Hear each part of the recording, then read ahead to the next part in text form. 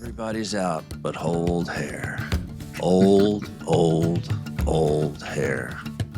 Hello, Bianca. Good morning, Harry. Good morning. What's going on with old hair? Just age. I just have like some stomach cramps. I don't know what's going on. It might be my diet, honestly. Bad DoorDash? It might be a lot of DoorDash. A lot of Are Chipotle. you meeting your fiber goals, Harry? I'm not. No. The answer to that is no. So I have a feeling that's what my doctor's going to tell me. But I feel like I have a real quick garage beer this morning. It was announced by the Journal, getting an equity stake from a venture capitalist. The interesting thing that it valued it so high, right, was $200 million, which that's a lot. It also tells me that, that company is built to be sold. Usually, that first round of funding from a venture firm, they usually put like a 5-year window on that, right? They want to get their money back. And so anyway, that's all I have to say about it. But, good for them.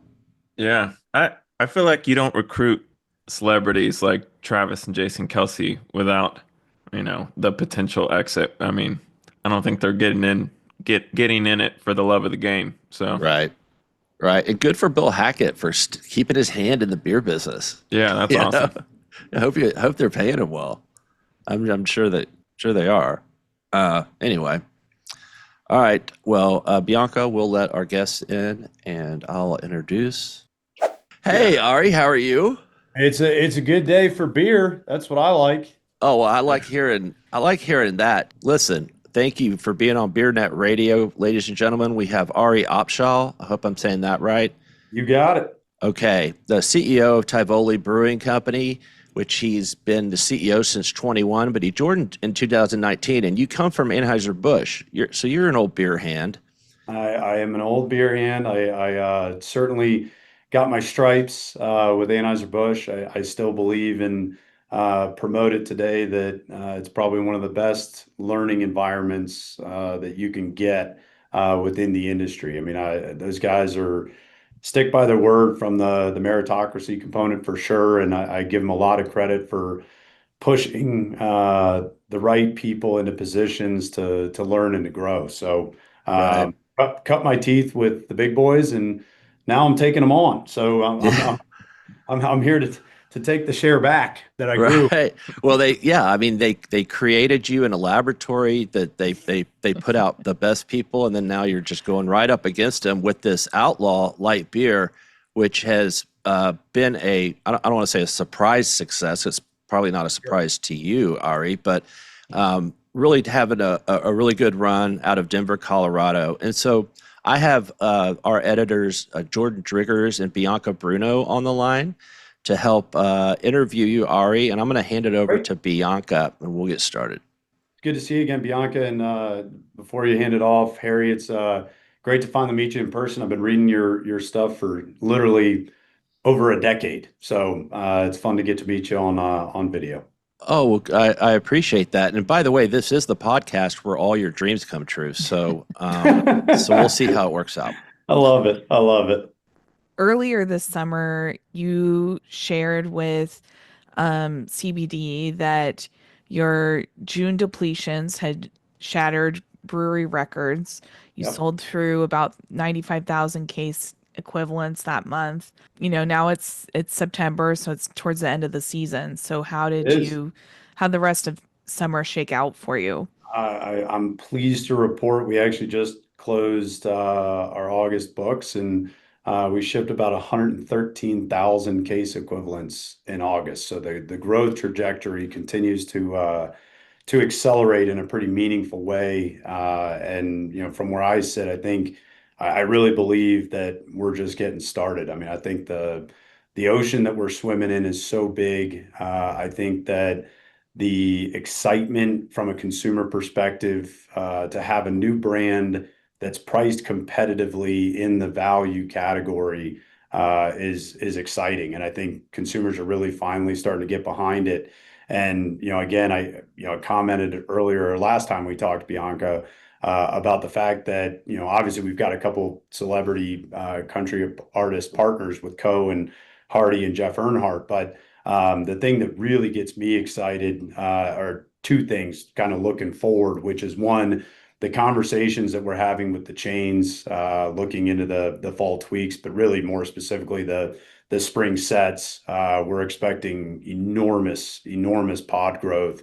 And for the first time, as a company and a brand, we are looking to put really substantial resources to work in what I would call traditional marketing around the end of Q1 of next year. And so we really think that we can take what we built and put the marketing gasoline on the fire and take this thing to levels that I certainly didn't expect to get to this quickly. I know you are kind of your sort of short-term intermediate goal was to reach that 200,000 barrel capacity. Yep. How soon does it look like that'll happen? I think based again, and this is hypothesis, but based off of the conversations we're having with chain retail, combined with the marketing efforts and the research and what we're seeing from velocity metrics, I think we'll get there in the first half of next year. I really do. And that's pretty fast and big growth. But when you've got the footprint from a nationwide perspective, I've said before, we're not everywhere, but I look at our ACV and Nielsen as well as our VPO metrics, and last time I checked, our ACV was like 4 point something and change. I mean, it's nothing. But our VPO is keeping up with Banquet. Our VPO is not as big as Busch Light, but it's up there. And so I think when you combine a pretty big distribution push that we're expecting in Q1 of next year with the spring sets, with a marketing effort on top, I really think it's possible for us to get there. 4% distribution. You got Greenfield ahead of you. Yep. I think and like I said, I think I like to say we've been like the silent assassin of the light beer category because up until the last couple months, we really haven't gotten a lot of press. We haven't gotten a lot of attention. We haven't gotten a lot of coverage. And I think that's not a shot at anybody in the industry. I just think we haven't really invested in marketing in a really big, meaningful way. And marketing is the way you get that awareness, you get that press and the PRs and everything else. And I think now that we're really committed to doing that in Q1, we're going to go from hey, kind of heard of Outlaw Light, what's going on with it, to oh wow, these guys are coming in big and heavy. Yeah, because we wrote about it in our Monday issue, a lot of what you just said. And it is interesting that you're tackling the light beer market. People would think that's crazy because it's the one that's declining the most. Yep. But there also hasn't been any marketing from the big guys that's broken through, except for Dylan Mulvaney. But it broke through, but it did it in reverse. So it broke through in the wrong way. And Harry, I think what you just touched on, I had a really, really great conversation with a group yesterday because we're talking about, oh man, the declines in beer and the war on beer and, the war on alcohol. And, obviously you guys reported on the Gallo reports on the lowest consumption and everything else. And, I actually take a pretty different approach from my view on what's going on. And I always preface this with, man, like the beers that are out there today, Bud Light, Michelob Ultra, Coors Light, Banquet, they're great freaking beers, like great liquid, great beers, but they're 30 years old and the marketing doesn't stick. I mean, I asked everybody on my team we had an all sales call on Monday, and I said, guys, when was the last time you saw a beer ad from any brewer that made you laugh, made you want to go drink with your friends, that wasn't just a celebrity push, right? And I look back, and as a marketing team, I go back and I look at the ads from the 80s and 90s from my former employer. They are awesome. I mean, it makes you want to go drink a beer. It wants to make you go hang out with your friends and drink a beer in the woods, go on a hike, whatever it is. And they're funny, and their humor and their nostalgia and their Americana. And now it's just everything feels like it's celebrity this, rinse and repeat this, and nobody really wants to take any risk. And so I actually truly believe that the light beer category has a brand problem just purely from an age perspective, like age of brands and their incumbents and they're kind of tired. But I think beer overall has forgotten how to market beer. Like, let's forget about the brands for a second. Just beer. We all win when beer wins. And right now, we as an industry, we're not doing a great job of making people want to drink beer in a responsible way. Totally. I totally agree with everything you just said. So It's a sad state of affairs. it is. But you know what I truly believe is, and again, I'll pump their tire. Anheuser-Busch's marketing back in the 80s and 90s when they're really building the absolute monsters of brands that they are today. Well, it was in-house marketing. It was marketing based out of St. Louis. That's interesting. Go look at where all the big boys do their marketing now. Their agencies in LA, in New York, San Francisco, Miami. Are those individuals and those agencies connected to the guy doing mud boat racing on a Sunday? No, they're Right. not. And so, that disconnect with the consumer base is just wild to me. So we're trying to learn from it. As we develop the marketing campaign that we're going to roll out in Q1 of next year, we're really taking a hard look at what we can do differently, how we can be authentic, and how we can get a message out there that connects with a really broad audience, but in a meaningful way that really drives beer, not just Outlaw. Right. Okay. Real Men of Genius was probably the best radio ads Yeah. that have been in the last 40 years. I mean, all of them. Real Men of Genius. I mean, the Frogs. I mean, again, that Americana. It just, again, I think we've got to get beer healthy. And we at Tivoli and Outlaw, we want beer to do well because that means we do well. But in the interim, we're going to go out there and kick some ass and take share and introduce a product that I think consumers are really excited about. Yeah, there's been previous waves of people coming after light beer, like in craft. Founders comes to mind, several years back, but nothing really took off. What's different now with this wave of light beer disruptors? Yeah, I think so. Look, and it's the reality of the industry. So be it. And I'd rather just call it out and talk about it. So if you want to make a light beer and you want to compete with Busch, Natural, Coors, Bud, I'm not talking about $15, $20 12 packs. I'm talking about $9.99 12 packs, $8.99 12 packs. You want to compete with that as little old Tivoli Brewing Company. Well, look, I'm not hedging futures of aluminum to get my can prices down. I'm not buying at scale that is just enormous, right? And so a lot of people would look at this business model and say, wait a second, you want to launch a light beer, you want to price it at parity or slightly below the kind of value domestic category to get that consumer trial, to get that we call it an introductory price. But to get that trial, well, you quickly back into, okay, well, retailers going to want 15 to 20 margin. Okay, distributors now we got distributors setting minimum GP dollars now, not just GP or not just margin. They want minimum GP dollars. Okay, well, you give up the retail margin, you give up the wholesale margin, you include freight. There's not a lot of meat left on the bone from a profitability standpoint, right? And so you look at that and you say, well, wait a second.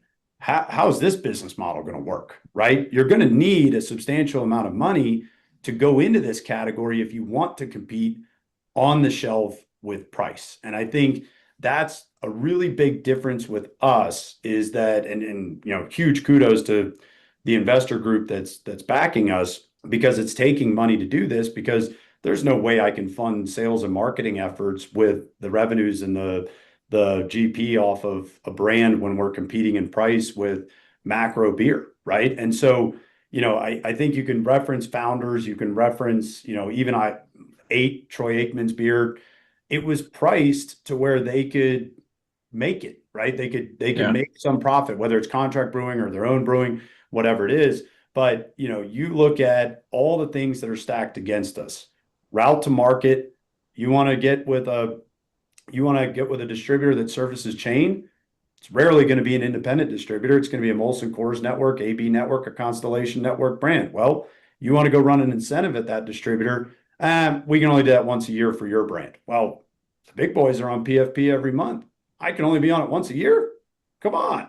So you've got everything stacked against you. You've got cost of goods stacked against you. You got route to market stacked against you. Hell, you got shelf set captains with the chains that are Anheuser-Busch employees, Molson Coors employees. So you have everything stacked against you to win and grow in this category. And, I think it's pretty amazing that we've been able to break that barrier, generate interest at the second tier, generate interest at the retail tier. I mean, I don't want to name any specific retailers, but large, big national large format retailer. I was having a conversation with their national buyer about a month ago, and he said, "Man, I'm getting on the Outlaw train. I got to get on this." And I said, respectfully, why? Right?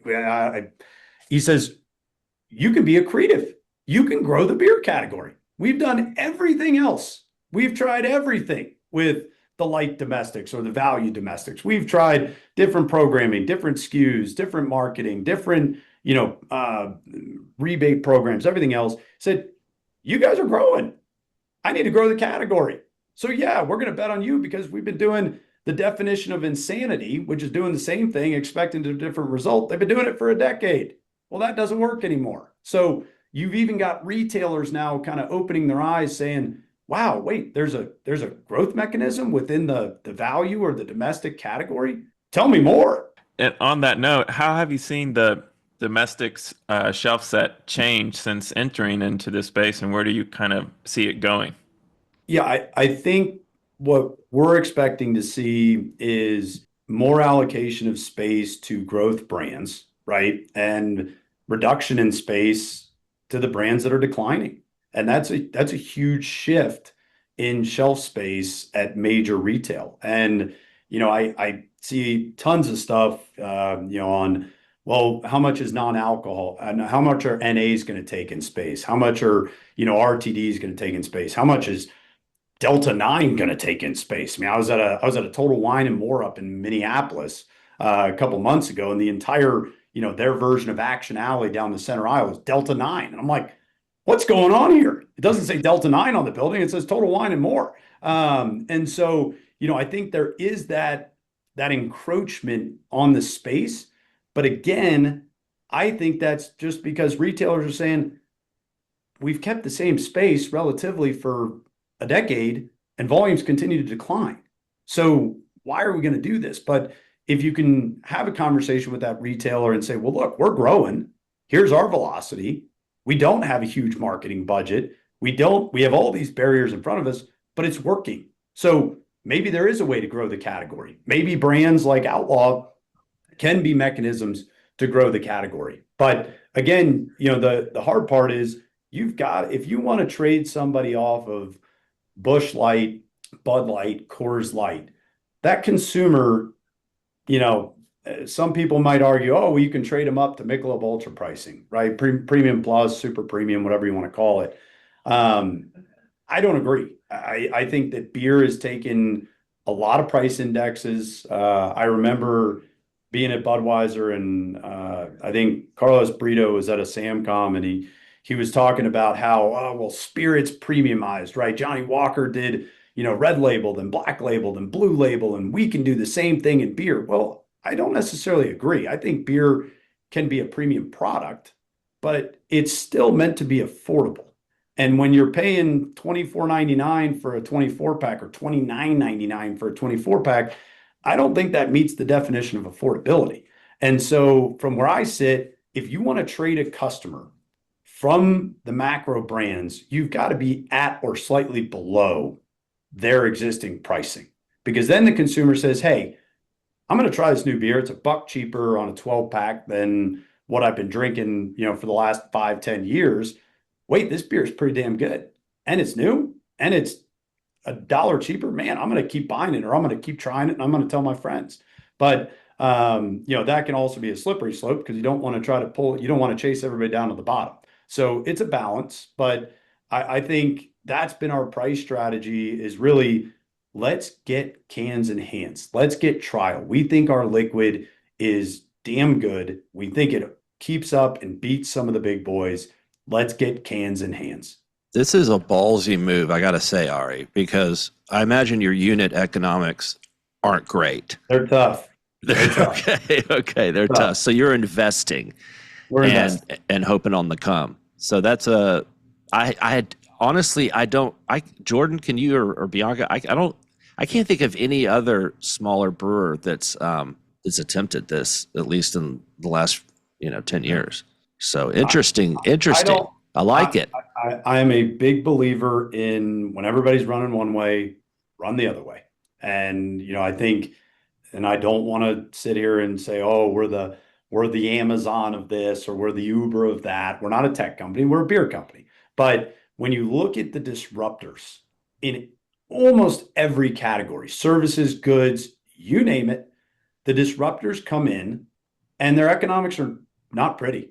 They're not, right? I mean, they're brutal. And I remember, tech unicorns, AI unicorns. People are like, wait a second, this company's going to be worth $1 billion and they're losing 800 million. Wait, like, how does this make sense? But, can the same logic be applied to beer? I don't know. But I think, and clearly I'm here and I'm betting on it, is that it can. And, we're not out here saying, hey, let's go build this thing and sell it. We're in this thing. We got a big brewery. We got tons of land to expand. We've got the financial backing to do it. And, somebody said this to me, and I've taken it and run with it. But it's almost like, America deserves new light beer. Like, why not? And maybe the economics aren't there today. Maybe they won't be there tomorrow. Maybe they'll be there in a year. Maybe they'll be there in 2. We don't know. But we're going to go out and give it to them. It seems like what I'm kind of picking up is maybe, the big brewers misinterpreted loyalty or took it for granted, and maybe that really got exposed over the Bud Light situation, but is continuing to get exposed with these disruptors like y'all coming in and giving it an alternative. Well, and that's kind of you're kind of leading the witness here. Like, that's our hypothesis, right? And I think we're well beyond the proof of concept stage. There hasn't been an alternative. Like, I can't think of, in my professional career in beer, I cannot think of having an alternative in the same price category as the big domestics. I can't think of one. Yeah, neither can I. But again, I go back to, okay, well, why? Right? And the reason is, well, if you're a macro brewer, you go sit down with, I don't know, major retailer, you say, hey, I've got this amazing new beer. We're going to put $100 million of marketing behind it. It's called Harry Light, right? Well, Harry Light is going to be massive. Okay. Well, you got a bunch of brands in here that are declining. What space do you want to take? And we'll put it in. Well, none of the brand teams are going to allow that to happen. No way in hell. Nobody's going to take that risk. So the big boys aren't going to put out something that could eat their own that could cannibalize their own brands and space. And all the reasons I gave you guys a couple minutes ago about the barriers to entry made it so you got to convince people that this is a space we can play in. And then you got to go tear down every barrier on the planet. I mean, I laugh about it. I don't laugh about it because it drives me crazy, but like, we've got, and it's, for us, it's meaningful. Other people might say it's not, but we've got, 80 some Walmarts. We're in the planogram in South Carolina, have been all year. I can't get a route to market. That's insane. Like, hey, Department of Justice, like, barrier to entry. Hello. So, it's like, these are all the little things, but they add up. And, I think that us proving that this can be done will actually encourage a lot of others to start coming into this space. And whether that's, I could very easily see an international player come in and say, huh, we've got the economics to do this. Maybe we should go build a big old brewery in the US. And I mean, you guys know the numbers better than I do. Yeah, light domestic categories down, it's still massive. I think it's still the number one global profit center for beer on the planet. I mean, it's huge. So if you're a big private equity firm, and actually, I think good parlay, I saw in the Wall Street Journal this morning, Garage Beer just closed a big funding round at a $200 million valuation. Well, it wasn't a big brewer that came in. It was either private equity or VC money. And if I'm a macro brewer, I'm sitting there saying, uh-oh, that's not good. Right. That's right. Because if you have the smart money coming in, bingo. And I mean, yes, it's a celebrity brand, but and all of that. But if the smart money is coming in, then that means there's a weakness. And right. It's sharks in the water. I wouldn't be surprised if Elliott Management came and took a board seat at AB, or not. Probably Molson Coors would be where he could find a weakness. Sure. But I think that to me is like, okay, so you got Outlaw and Garage Beer. Garage Beer is at a different price point than us. I think they generally have slotted into the craft section, and kudos to them. I know Andy over at Garage, great people. Love what they're doing because it's healthy for beer, right? What they're doing, they're growing. It's accretive. It's growing beer. What we're doing, it's accretive. It's growing beer. And look, there's what if BlackRock showed up and said, huh, this huge profit center is full of tired brands that can't seem to figure it out. Well, that's interesting. This business doesn't seem too complicated. It's a consumer good. We got a lot of money. Wonder if we could take a big chunk out of this thing. So that to me, and I realize, some people will probably listen to this and say, Ari's out of his freaking mind, right?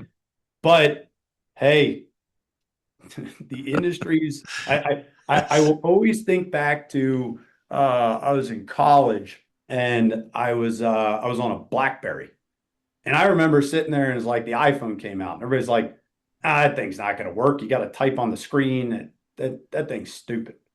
Well, look at where we are today and look at where Research in Motion, who manufactured the BlackBerry, was. Nobody saw Apple going into phones. So it's just, I think, longer term view, either the macro brands have got to figure it out and they got to figure it out quick, or I think you're going to see some big players with big money coming into the space because it's still enormous. It's massive. It's billions and billions of dollars that are right there and ready for the taking. Wow, that's very interesting strategy. I think it's cool. And Bianca, we have time for one more question. We're right at the 30-minute mark, so we'll let you take it home. Okay. Um, it took a Take different good one, direction, Bianca. but Sorry, I can talk a lot, guys. I have a problem with this. No, it's great. I think your insight's really interesting and especially resonant with Harry. So it feels like listening to a different perspective from what he's always ranting at us on our iPhones. Don't let Harry and I go get a beer. It could be. No, it it's could be a gonna long happen. Next time I'm in Denver, I'm looking you up, buddy. Are you gonna be out at MBWA, Harry? Yes, I'll be there. I will be out there in a big way. So let's get together. Let's get a beer. Absolutely. Sounds good.